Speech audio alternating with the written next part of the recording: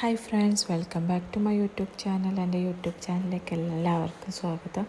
ഒറ്റ ദിവസം കൊണ്ട് ഒരു ആയത്ത് കുർസീൻ്റെ 18 ഇഞ്ചിൻ്റെ MDF ബോർഡിൽ വരുന്ന ഒരു ഫ്രെയിം എങ്ങനെ ചെയ്യാമെന്നാണ് ഇന്നത്തെ വീഡിയോയിൽ ഞാൻ പറയുന്നത്.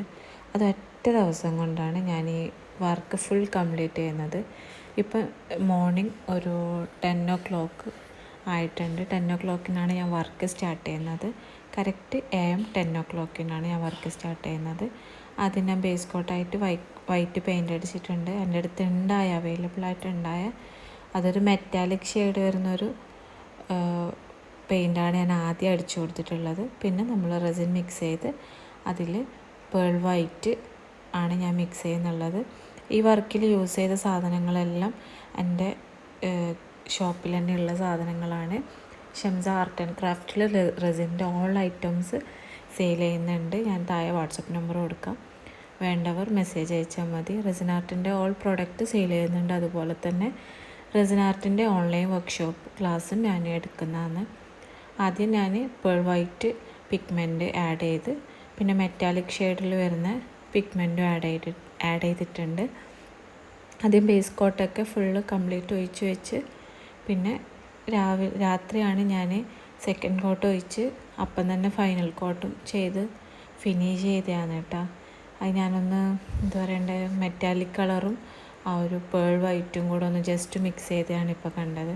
അപ്പോൾ വേറൊരു വർക്ക് ഉണ്ടായിട്ട് ഞാൻ ആ ഒരു ടൈം തന്നെ അതിലും ഒഴിച്ച് വെച്ചാണ്. സെയിം മോഡലിൽ തന്നെ കുറച്ച് ഡിഫറൻസിൽ ചെയ്യാമെന്ന് കരുതിയിട്ട്.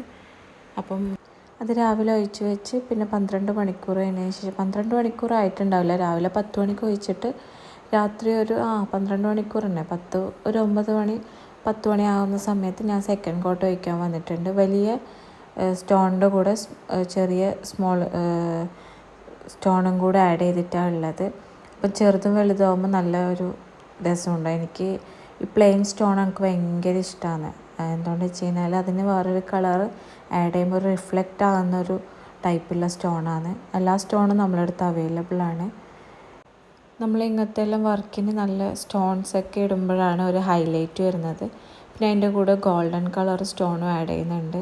ഇതിനെ കുറച്ചും കൂടെ ഒരു ഭംഗി ഇരിക്കട്ടെ എന്ന് കരുതിയിട്ടാണ് അതിൻ്റെ കൂടെ കുറച്ചേ ഞാൻ ആഡ് ചെയ്തുള്ളൂ.